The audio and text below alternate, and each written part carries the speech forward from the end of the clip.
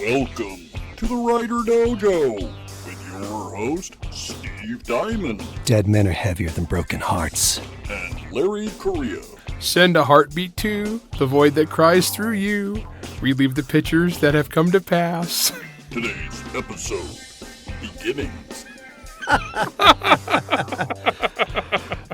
All right, everybody, welcome back to the WriterDojo. I always get a kick out of seeing what Larry's going to come up with for his rando quotes. Okay, to be fair, this episode we're talking about beginnings, first chapters. Beginnings. Hence, the beginning is the end is the beginning. It's like I had to channel my inner Billy Corgan, and I can't sing. Yeah. All right. Well, and I always approve because I really, really actually like old school Smashing Pumpkins. Yeah. All right. Today, we're going to talk about first chapters. And this comes about because we had a question during our Q&A from Jason who was talking about starting a book. How do we get into that book? How do we make that opening scene or chapter, whatever, seem important? And then in addition to this, I was in Chris Rocchio's group the other day, his Facebook group, and someone asked this very question, asking about, well, first chapters, I feel like I don't know where to start with this.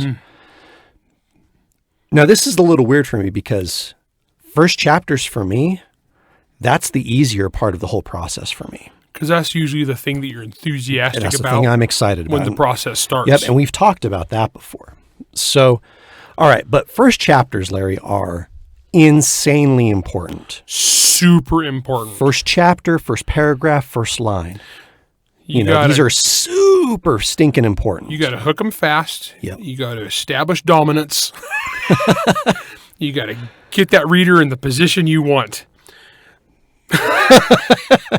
Sorry, going a little Brazilian jiu-jitsu on our readers here. Okay, but what I'm saying, guys, is... Sure. Yeah. Oh, yeah. So, no, we weren't. This is not the romance episode. Okay, what I'm saying here, guys, is the beginning is super important. You got to hook them.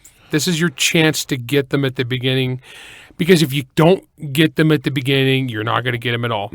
Especially if you're trying to sell the book through traditional publishing, those slush readers are only going to read the very beginning of the book, maybe a few lines, and if they don't like it, you're done. So I did a little bit of work for Joshua Bilmus, who's Brandon Sanderson's agent.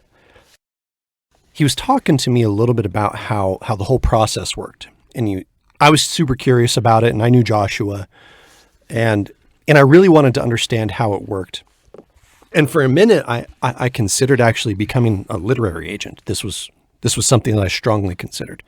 And so Joshua was kind of putting me through the ringer to see if I was actually built for that. I'm not. And well, you have a soul. I have a soul. That stuff it's freaking tough sledding being an agent. So what he did is he sent me 200 query letters. He just sent them to me in this giant packet. He said, okay, read all of them. Now tell me which ones you would reject. Tell me which ones you would actually want to see a partial manuscript on. These were just query letters. From reading the query letter, I could tell who I actually cared about just from their writing. Then he sent me a whole box of partial manuscripts. I mean, dozens of partial manuscripts. I knew within 2-3 paragraphs if I wanted to keep reading. Yep. Now, and most of the time it was because the story started quick. I understood the stakes very, very soon. If not the first line within, 2 paragraphs, I understood the stakes of this scene, this story, what's going on. Yep. And then the only few exceptions were if there was just something about the person's prose that just dragged me in, that just got its hooks in me. It was just not a traditional hook. Not a traditional hook. But in general, it was almost always the traditional hook. It was something that, it was, this guy's breaking into a jail. This guy, if it's a noir film, it's someone saying, I need you to find my husband. Yeah. You know immediately there's some stakes. There's a reason that you care enough to keep going. Yep.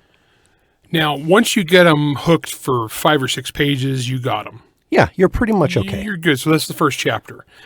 I'm going to use an example. So there's the Bayan Fantasy Awards, the short story awards. And I had somebody who got angry at me on Facebook one day about that. It was actually really interesting to me because he didn't understand this. Because he had sent in a story and I was not a judge this year. But I have been a judge in previous years. I think you were back in 16 or 17? Yeah, I've done it a couple times. Yeah. And like the last time I did was me and Eric Flint, you know, and because they usually would have a bunch of like the people from the publishing house, and then they would have some of the authors, experienced authors, and they would have like a group of like 6 or 8 people who are the judges. And the way we tell people this is like, those are the judges, or these famous writers and editors, right?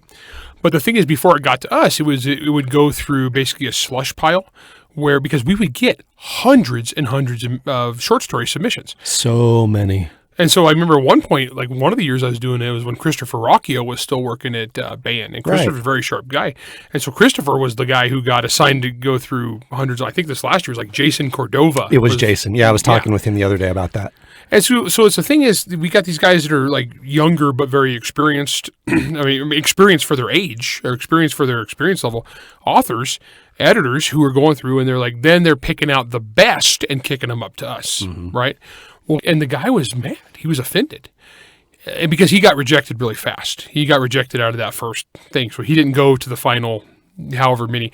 I think it was like supposed to be 10, and I think I went up reading like 20, you know? Yeah, that sounds right. Kind of thing. And he was mad because he's like, well, how come you guys didn't read? I was like, well, you didn't hook the slush reader. He's like, but the slush reader's not the judge. It's like, well, they are the judge. They are the judge. Here's the kicker. What makes you think that a guy like Christopher Rocchio or Jason Cordova, who are experienced writers, know what they're doing, know what they're looking for, know all the fundamentals that the judges are going to care about, are going to, what makes you think that those guys are going to give you a pass, and then Larry Correia or Eric Flint or basically, what makes you think that those guys are going to reject you, but Larry Correia or Eric Flint or David Weber are going to look at that and say, oh, well, this is great. No, we're worse. Yeah, we're far worse. You guys are way meaner. We're way meaner. Sorry. So if you can't make it past Rocchio or Cordova, I'm not gonna go for it. And so I can say honestly, is the stories that I read each year I was a judge for the contest, they were all good. Every single one was good. And what inevitably happened each year was we would wind up narrowing it down to basically 4 or 5 that were the top, and then we would wind up arguing about it for a week. While it kind of percolated. And each time we'd all have like a different ranking of how we rank those. And then Toni Weisskopf would make the final decision, which is perfectly reasonable because, believe me, she knows a lot more about this than I do. Yeah. And when you got guys like me and Eric Flint saying, oh, yeah, Tony's smarter than we are, we're backing off. And, you know. But once again, it's all about that hook. It's all about getting in there. It's all about giving me a reason to care. Yep. When I read the general principle for hooking me in a first chapter is the same as hooking me for a short story. The general principle is the same. And that's that within the first little bit, I mean, we're talking first couple lines, first, couple paragraphs at the most. And again, same for short fiction as for long fiction. I need to know, like you said, why I should care. I need to know the character. Even if it's just one little touch point item. I don't need to know their whole life story. If I'm writing Gritty Space Cop, I need to know that this guy is basically the last honest cop in this area. That's all I need to know. There needs to be a clue to the theme of the book. Mm-hmm. Or not just theme, but the vibe of the book, I should say. So not specific as a theme, but it's like the general atmosphere of it. It needs to have something there that's going to tell you what you're in store for. And example for this is when you're watching a horror movie. There's always it's a stereotype, it's a trope. At the beginning of the horror movie, it'll give you a hint to what the monster is, and usually be some throwaway character who stumbles into the woods and gets eaten real fast in the first 5 minutes, and then it goes to the real characters. Yeah, it's very common in horror stuff and in detective thrillers. Oh, yeah, because what do most detective thrillers open with? We discovered the body. Yeah, you see some shadowy death of a starlet or whatever, but the main opening scene right after that is the detective shows up on scene. Yep. Right. And you're like, oh, okay, well, what's going on? Super common for a reason. The reason horror movies do that, the reason detective shows do that, usually in a sci-fi, there will be some sort of clue as to like the theme of the world. After the break, I'll go through some of my own opening chapters. Mm-hmm. I think I do pretty good at this. You do well. I would argue that the beginning of MHI is one of the better beginnings that you've. It might be the best beginning you've ever done for a as far as opening lines for a debut novel. I owe my career to the opening of Monster Hunter International. Heck yeah! Because I for a debut novel, I think I probably got the best debut novel opening there is. It's dope. Yeah. Well, I mean, there's others out there that are excellent too, but I think that one really is up there. And I could talk about that some more, but honestly, guys, the big kicker is you gotta. When I say vibe, you're giving them the vibe. The example I'm going to use is a negative one because this is one of the things that hosts John Brown, who we talked about before. John is a great guy. You remember the story of this? I remember. Yeah. I was neck deep in this. I was one of his first readers. Okay, so John Brown, excellent fantasy author, does Servant of a Dark God. Servant of a Dark God, I mean, it's in the title. It kind of gives you an idea of the vibe. It's a fantasy novel, but it's fairly gritty, right? It's got some serious themes to it. So the way that novel opened was actually kind of like a village being attacked, and one of the main characters flees from the village as her family is murdered by the evil bad guy, forces the evil bad guys. And then like that's chapter 1 is her getting away. And there's several scenes of this developing like there is a big threat in the world. And then it goes to the main character who's actually kind of like the trope of the young guy who is living his life, and then he gets dragged into the crazy. I mean, it's very Frodo. I mean, it's super thing. I mean, it's been in every epic fantasy ever. Yeah. So John cuts back to this, and it's just a kid, and he's basically screwing around with his family, and it's like he's trying to find his missing pants, right? Yeah, and, I remember this. But it was just kind of like this little like lighthearted thing, and because he just had this like moments of darkness and terror, and then this guy. As this chapter goes on, then this guy gets embroiled into the world. Like he goes to do something in town and he gets sucked into this, right? Okay, when the editor got this, he wanted to change it. Yes, he did. For whatever bizarre reason. So even though originally John had told people what the promise of the book was, the editor then took what had originally been chapter 3 with I can't find my pants. And that became chapter 1. And that became chapter 1. That's what the book opened. So now what happened, it's perfectly well written, but what happened was now the book opened with, haha, this is light, funny, family, comedy, fantasy, right? And it made a very different promise to the reader than what the actual book is. And so then what happened is the readers are like, oh, okay, this is what the vibe of this book is. I will continue reading, and then, oh, wait, here's a village massacre. Whereas if you have opened the Village Massacre and then you back off for a moment of lightness, we've established what the level of this book is. Yeah. I talk about this when I talk about horror pretty frequently, and that's how you can use horror as, depending on the order in which you put it, you can use it to what's the word I'm looking for? You can use it to increase the anxiousness of the characters and the readers. Or you can, if you put it later, it can be an exclamation point. You can use it, depending on the order. If you put it really early and then you offset it with humor, it can kind of cut that tension a little bit. And what was sucky about that is instead of showing the horror up front and having the readers understand what darkness was already out there, if that's first, it when they do show the comedy, when they do show the lightness, instead of the readers going, that's adorable, they go, oh dang, this dude's in for a world of hurt. It sets up this anticipation, this dread. This poor farm kid he's hosed. He's going on an adventure. Yeah. But so guys, one of the big things beyond the hook is vibe. Yeah. Flavor, tone. And that's why gritty cop shows open with the murder or they open with the crime scene. Yeah. Well, think about Servants of War, okay? And we've talked about this a number of times, okay? So chapter 1 initially was Christoph's opening chapter. Yes, this is a perfect example of why we... Christoph, and if you guys have hopefully you've all read this book. If you haven't, how dare you? At this point, 80-something episodes in, I really would hope you guys would listen to the book. It's really good. So Christoph's opening chapter is effectively him doing some very secret police reconnaissance and torture. Yeah, he's bad. He's a bad dude. It's a really dark scene. And the initial draft of it was actually darker than the one that you guys are reading. But then chapter 2 was Alarian's opening chapter, which is the village massacre for us. Okay. Now, as it stood, I still think that it would have been fine either way, but perhaps if we would have led with Christoph, it would have validated some of the people who said the story was too dark, or it might have made a promise to people who wanted that we actually didn't fulfill. Instead, we led with Alarian. And here's what I like. The opening line is, "Do you believe in fate, Alarian?" Which became the recurring theme.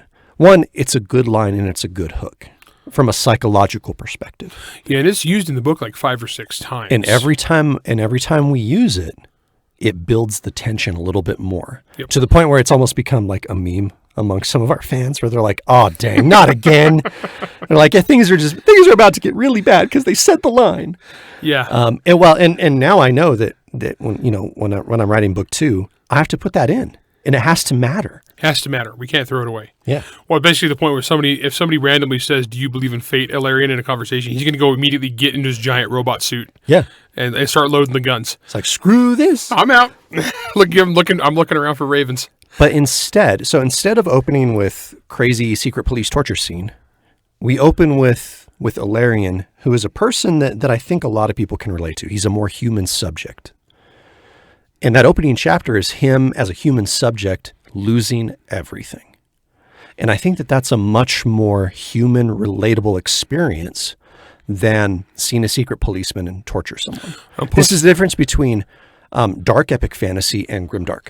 Plus, we put a little cushion before we get to Christoph. Yeah.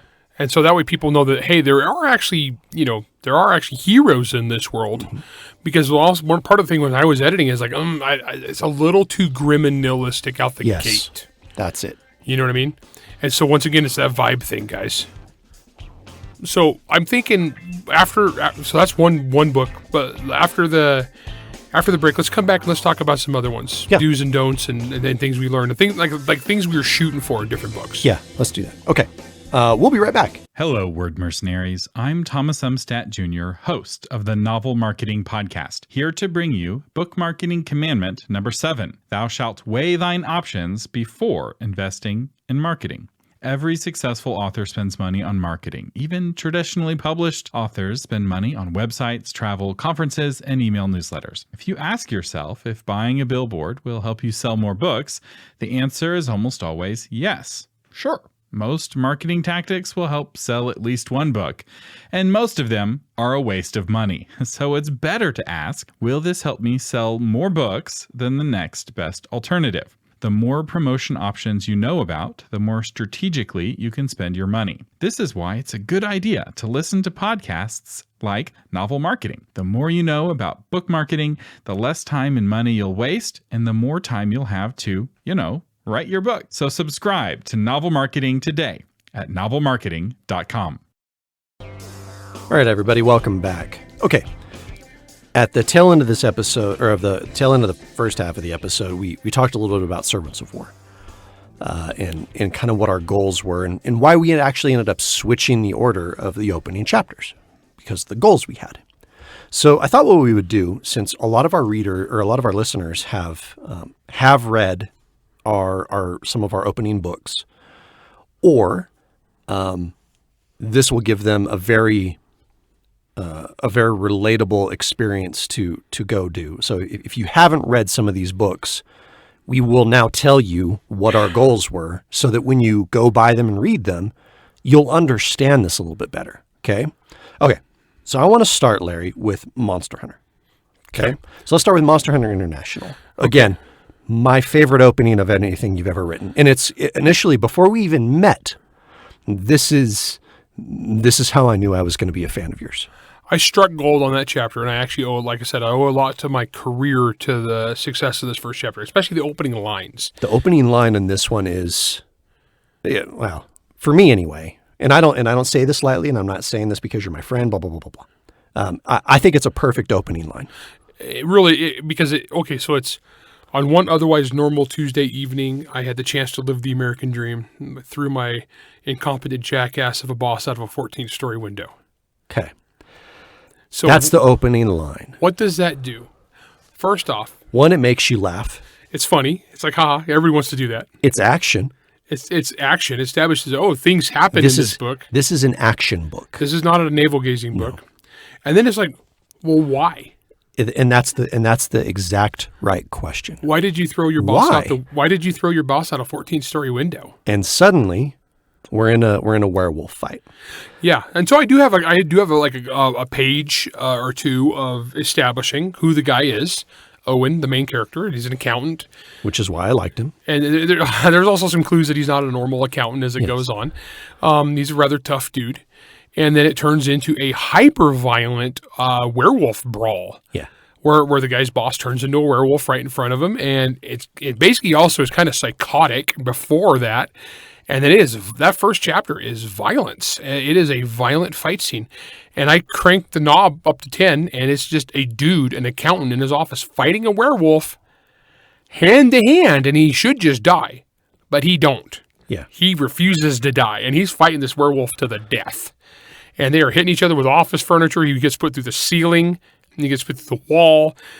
He winds up at one point choking a werewolf, stabs it repeatedly with everything you could think of, and it's just this crazy fight. And the thing is, my very first thing I ever wrote, I struck gold, because what did that scene do? For opening lines made you wonder what's going on. This is a curious situation. I'm going to follow along. And to be clear here, not everyone is going to have that first line that is just pure, solid freaking gold. I've had some other good ones, but that's still the one that that's it. That nailed the series for me. And it's funny because that's my first book. And but look, it set the tone for that book, that chapter, and frankly that series. I would say honestly, this is going to be a little weird, but I think the most important first line is your first line of the first book in the series. Yeah. Because after that, if they're buying the second book in the series, that means they've given you a chance. And then it's not as important to grab them by the neck right out the gate, because they're at least giving you a chance. No, at that point, it's when you're in the sequels. At that point, it's something that lets the reader know that you're back. Right, exactly. It's okay. So like I already know. I've been pondering on the first line to Instruments of Violence for like 2 months. And I know what it is. I'm not going to say it because I really like the line. And it's perfect for Ilarion, because the opening scene is Ilarion. Because the opening scene in the first book was Ilarion, so the opening scene in the second book dang well better be Ilarion, and it's going to put you right in his seat of what he's doing right then. Yep. And that's important because it's the announcement. It's look, it's been a minute, but we're back. Yeah. And buckle in. Yeah, and also too, it's the first series, first book, most important line as far as the line. Second series. At that point, you've established your name. You'll get a little more leeway. You still need to hook them fast, but you don't need to hook them as violently as you do in that first one. Yeah. But first chapter, Monster Hunter established this is a hyper-violent, explodey adventure monster book. Yep. And then if they read that first chapter, mission accomplished, they're phone. Okay, so Hard Magic, my second series. It opens with a police raid is about to go down. And I start with nervous energy.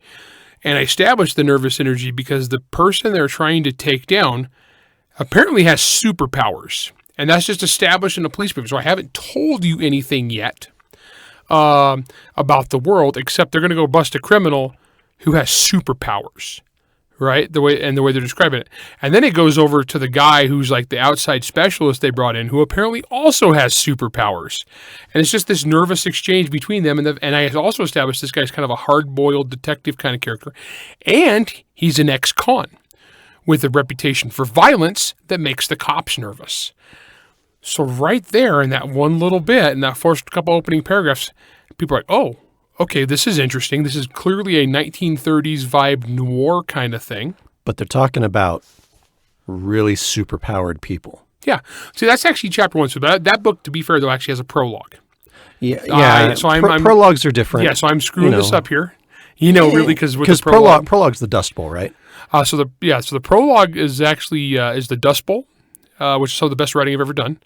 But once again, it establishes as a magical world. It starts out as like, this is the 1930s Great Depression, Grapes of Wrath kind of vibe. Well, it highlights the desperation of people in desperate times. Yeah, and then all of a sudden... which is a period piece, basically. And it's about a dairy farmer. Mm-hmm. And a Model T full of Okies pulls up, which a Model T at that point was already a really old car. Yeah. And then all of a sudden, though, there's teleportation. Yep. Yeah, and it's like everybody's like, wait, what? So there's these little things. So that was how I did hard magic. I was like little clues to the world. No, I wasn't beating anybody over the head with world building.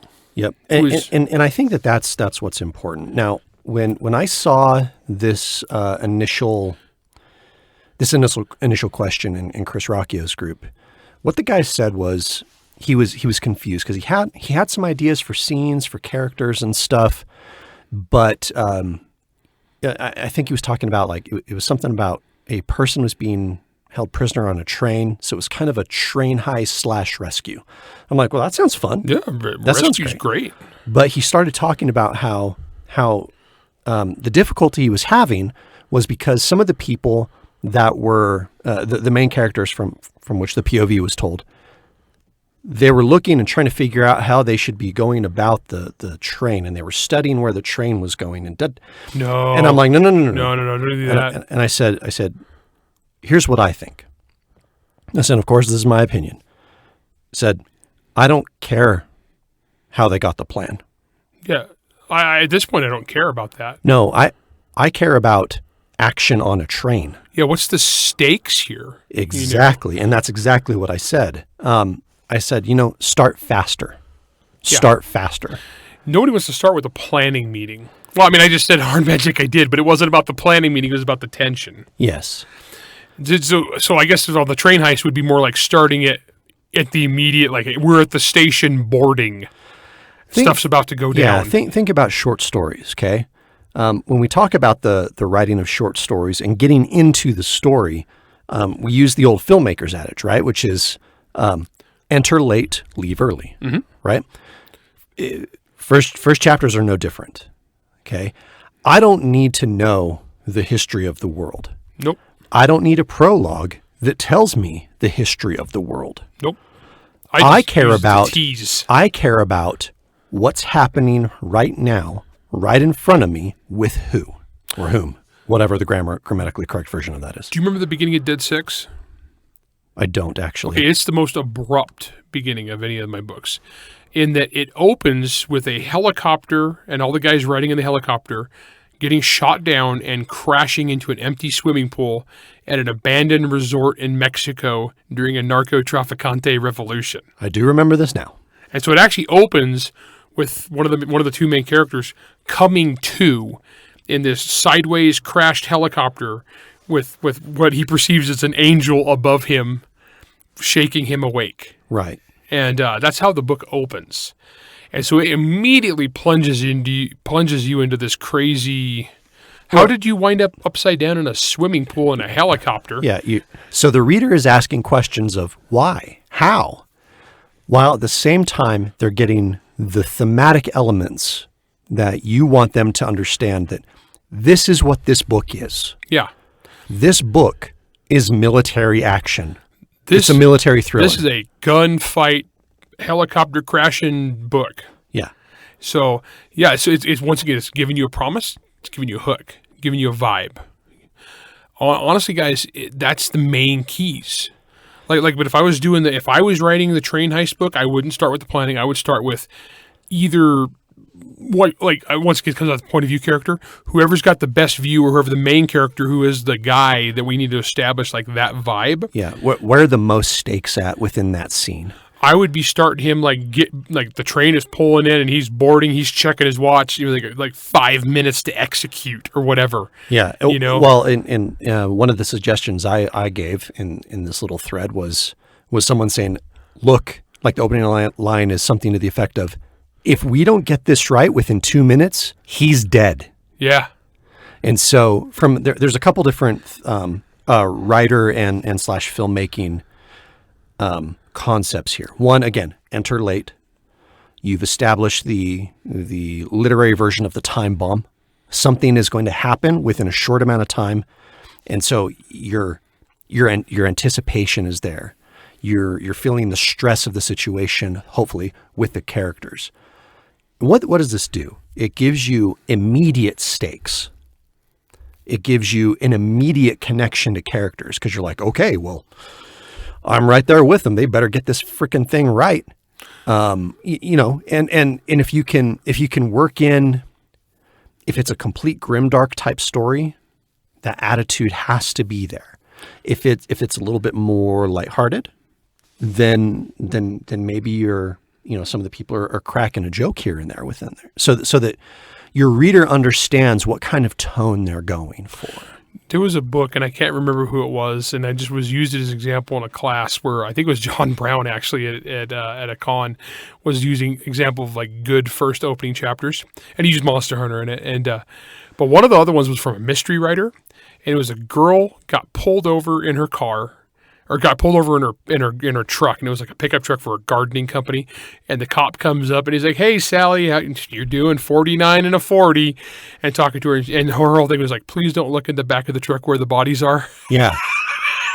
And she was just thinking, and she's just like having this nice conversation with this local cop that she knows, but like don't look in the back, don't look under the tarp in the back of the gardening truck.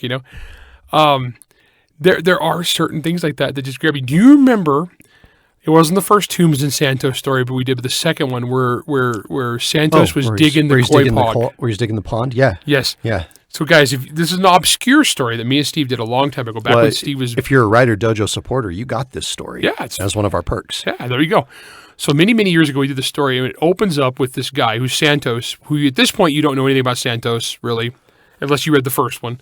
Yeah. Except he's a Marine, and it's late at night, and he's working in his abuelita, his grandma's backyard, digging her a koi pond because she always wanted a koi pond.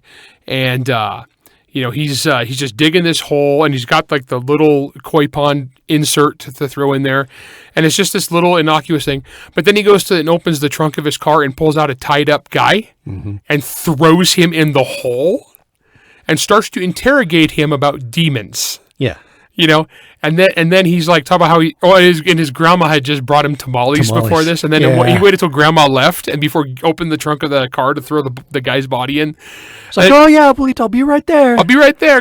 And then he's all like, he's interrogating the guy about demons, and then he's like, oh yeah, I got to cut this dude's head off because I don't know how it works with these guys, and I don't want his like undead corpse coming back to haunt my abuelita's koi pond. So he chops the dude's head off with a shovel and then buries him and then puts the koi pond insert on top of the way too deep hole that he dug in grandma's backyard. It's all about the kind of the promises that you're making in terms of, genre, character, theme, all of that stuff. So residue, okay? The opening scene is actually a scene from Alex's point of view. And it's her chasing down something or finding the aftermath of something that got loose from a facility. So automatically you're thinking, oh, well, there's some action-y stuff here. There's weird supernatural creatures. This girl is fairly tough and she's, have gun, will travel. So I've kind of set the stage there. Now, chapter 2, it's the first Jack chapter, and it opens with your father's been kidnapped. Your father's missing. So right away within both these opening scenes, I'm establishing exactly what kind of things I want you to feel when it's per character. Okay. When it's an Alex chapter, I want you to understand that this is about efficiency and shoot first and maybe ask questions later if you get around to it. When it's Jack, it's all very personal. because he's a novice in this world. He's a new guy in this world. He doesn't understand how things go. He's the one you can explore stuff through because He's the relatable one. He's the one who has to have stuff explained to him. Yeah. So it's a chance for the readers to learn what's going on. And yet through both these characters, I give you the idea. It's like, okay, supernaturally stuff, thrillery stuff. Okay, it's a supernatural thriller. And I introduce a little bit more lighthearted stuff, especially from Jack's point of view, because that's his personality. Now, so again, what we keep coming back to when it comes to first chapters and to starting your book, you have to start fast. Start fast.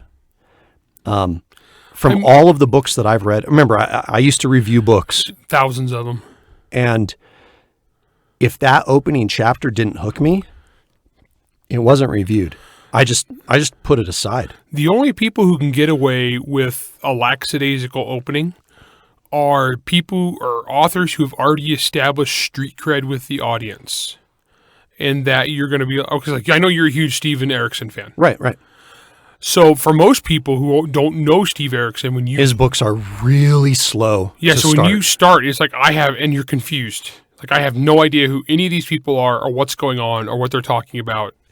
But that's the entire first book. Yeah, but for people who are into that, he gets a pass on that. He really does. So it's going to depend. Like, also in genre, it's going to be, we say start with a bang. Obviously, if I'm writing cozy mysteries or romance, I'm not crashing the helicopter into the pool. No. You're making very specific promises to your readers, depending on the genre that you're writing. I saw one once a little while ago. I can't remember who it was. And somebody I liked too, but they were doing like their list of like slush reading opening sins. Like, never do this. Like, don't open. I can't remember who it was, but it's somebody I respect too. But one of them was never open a book with a dream sequence. Oh. And they said, Son of the Black Sword, my most academically and critically acclaimed book ever, and my series, and the one that's actually won all the awards and been nominated for all the awards, opens with a dream sequence. But it's only brief. It's just a flash of and the thing is, it's an image of a little kid trying to scrub blood off a floor.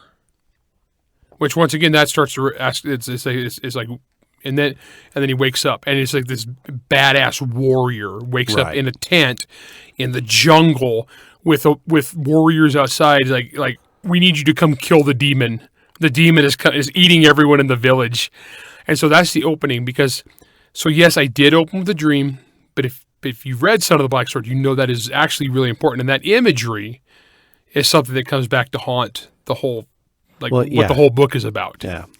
I think it's the whole point of your first chapter is to hook someone and to leave an impression on them. Yeah. An impression that's so deep and so cool that the first thing they want to do is read chapters 2, 3, and 4 that night, even though it's already 1 a.m. Yeah. And then I had Ashok go sword fight a pair of demons, sword fighting demons is always a good hook. Yeah, and so it was a good hook, but it was funny because it was like the sins, never do this, and I'm like, Yeah. Once again, guys, remember there's no hard and fast rules in this business because if you make it awesome, it works. The only rule is don't suck at it. Don't suck at it. Like I said, for every hard and fast rule that somebody has given us, we have examples to do that. That said, guys, Son of the Black Sword was not my first novel. No. I had a lot of practice, so I know what I was doing. And so maybe don't start your book with a dream sequence unless you've got like a really good reason for it. I think the biggest thing, one of the biggest dangers in first chapters or first scenes, let's call it, because your first chapter could be, prologue or an actual real. Yeah, basically what the first thing the reader's going to read. And for me, especially, depending on the type of book you're reading, it really can be 2 chapters that you have because you have 2 different characters, so you have to hook them twice. That's true. If your second character is boring, you might still lose him if the first one wasn't sufficient. Honestly, this is why I stopped reading the book Tigana by Guy Gavriel Kay. Some of the characters I just didn't care. They didn't hook me. Yeah. But I think that there's an a danger, and you alluded to this earlier. There's a danger with authors wanting to show off this cool world that they've imagined, especially in science fiction and fantasy. And so they have these really neat ideas, or, they're doing urban fantasy and they're like, this is how it's different. And so they flood you with world building within the first couple chapters. Yeah, gentle, guys. Less is more on this. Like, I don't need to know. I don't need to know how everything works. Yeah, no, you don't need to hit him over the head with a bat. No. Pillows, guys. Yeah. Like I said, like when I was doing hard magic, I teased it. All of a sudden there's teleportation. In the prologue, all of a sudden there's a dude who controls gravity. All of a sudden there's a dude who is a healer and someone who can curse people. And, it's all this like little bits. And it's enough for people like, oh, okay, this is clearly our world, but different. And the thing is, I got the whole next 350, 400 pages to world build. You've got so much. I mean, looking at hard magic, right? You cheated in hard magic. Oh, it's got a glossary. It has a glossary, and you have chapter bumps. Yep. Epigrams or whatever the frick they call it is the official term. I call them chapter bumps. They're chapter bumps. I had news articles from around the world at the time. It's history a cheat. books. It's a cheat way Yeah. so that you don't have to spend narrative energy describing random crap in the world. No, and a lot of times the stuff that was in the chapter bumps didn't even have anything to do with the chapter. Right. It was just Well, in fact, that's what I forgot about that chapter 1. So I had the prologue, but the chapter 1 actually had the quote from, I think it was Charles Darwin, where I took a real life, and everything I took was a real life quote, and I twisted it for, about this world. And it was about how the science of magic, And there's another thing too, is I hung that, it was like, it's like, this is a book, once again, the title, Hard Magic. It's basically, we're going to treat it like magic exists, but we're going to treat it with science, but it's the 1930s science. Yeah, 1930s crazy science. Yeah, exactly. And so it's about making a promise that gets the readers interested. Like, if I keep reading, this promise will be fulfilled. So I read a short story for someone a couple months ago, about a month and a half ago. It depends on when this airs. And I did it for pay, which was the first time I'd done that in quite a while. And the story was interesting, but it took like 20% of the story, of the short story, for me to understand what it was even about. The person, this author, he started with a bang, literally, gunshots and stuff, which is a good way to get people, there's action, something's going on. But then the story kind of meandered around, and I just didn't know what it was about. And the goodness of that story was buried under details that at that moment in time were irrelevant. Yeah. So for a first chapter, why are you bogging me down explaining everything? There's plenty you have. If it's a standard length novel, adult novel, it's 100 to 120,000 words. You have 100 to 125,000 words, whatever, to pepper that in, to drip feed that to me when it's relevant to the story, when it has impact. All those details, what could be a really cool, the explanation of how the different types of magic actually intersect within hard magic, that's a really cool detail. It's really interesting. Not for page 1. No. It's interesting after people's expectations have been led down a specific road. And it's interesting when all of a sudden one of your main characters starts bending the rules a little bit. And then the reader goes, oh, wait a minute. Oh, okay, I see what's going on now. Yep. That's when it's interesting. Just like the magic within Servants of War. Ilarion does not need to understand how the magic works. No. His job is to, 1, clear debris in front of a giant object so that it doesn't trip over and die. That's his job. All the magic doesn't matter if he doesn't do that job and then gets executed. But then later, as we start drip feeding, what this magic actually is and how it's starting to work. And little by little, he's understanding how it's supposed to work, or how he thinks it's supposed to work, I guess I should say. That's when it starts mattering. All those details, they don't matter in chapter 1. They don't matter. They matter when you strategically use them as weapons to further set that hook. Yeah. Use enough of those to let people know what you're promising them. Yeah. But that's it. Mm-hmm. And then draw them in to get the rest. It's like historical fiction. Okay, historical fiction, one of the biggest gripes that everyone, including myself and you, have with historical fiction is so often the author wants to show you how much research they did and how historically accurate their book is. And that's often boring and painful. It's freaking boring. And then there's Bernard Cornwell in the Saxon Tales, where he's like, yeah, this is a book about Vikings and Saxons and stuff. And yeah, there's historical accuracies here, but I don't care. Do you want to see guys murder each other? Yeah. Yeah, I totally do. We're in. Do you want to see a shield wall? I totally want to see a shield wall. Let's do it. Yep. Do you want to see this guy's dad get killed and then he gets raised by Vikings? That sounds rad. Let's do it. I don't care about history right now. Like it's interesting only insofar as it matters to the audience. Absolutely.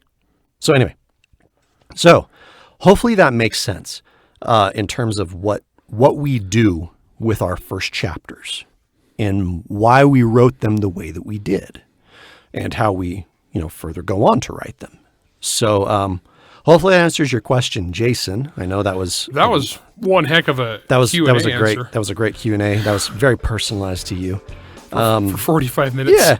And then, if the guy from Chris Rocchio's group happens to be listening to this, hey, I hope that this was a little bit bigger understanding of what I commented to you in response. So anyway, that's it. That's all the time we have for you today. If you have any other questions about this sort of thing, or you want to hear a little bit more, or you need a little bit deeper explanation on one certain aspect within this, shoot us an email. We'll answer the questions. If you're a supporter, we'll answer the questions even faster. And look, we appreciate all you guys listening to us. Thank you so much. Once again, we're the Writer Dojo, and we'll see you on the next one. Writer Dojo is Steve Diamond and Larry Correia.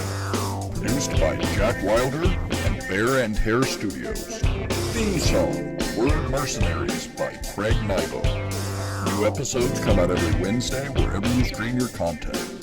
If you enjoyed this podcast, you can help support us by going to anchor.fm/WriterDojo, by leaving a 5-star rating and review, and by helping to spread the word.